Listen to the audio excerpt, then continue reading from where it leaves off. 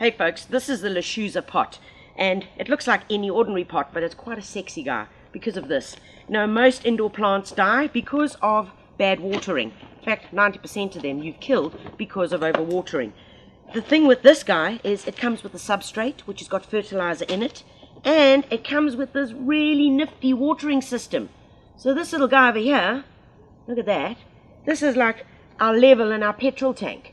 It tells us that's where the water is. That's the minimum, that's the maximum. And in the bottom here is the well. So the water sits in there. You put this gadget in, all right, that's got these wicks. And as the plant needs water, so it sucks it up. You will never drown the plant as long as you don't fill it above the maximum. As the plant needs it, so it comes up. Let's show you how easy it is. Literally, substrate. Let's take it. Pop a bit in.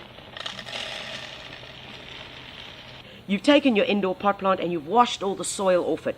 Really important because it's going to be living in substrate. It's like kind of hydroponics on steroids. Take this guy. This is a beautiful peperomia called Zorro. And all we do now is pop some more of the substrate around. Fantastic. Just firm it down a little bit.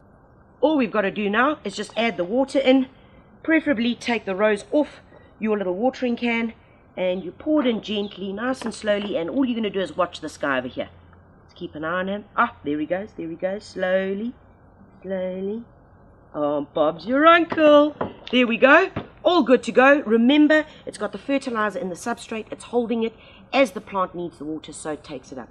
After 6 months, use a liquid plant food like Nutri-Feed, which you simply mix into the water, pour it in, and so the plant can continue to grow nice and healthy. Easy, simple. No nonsense.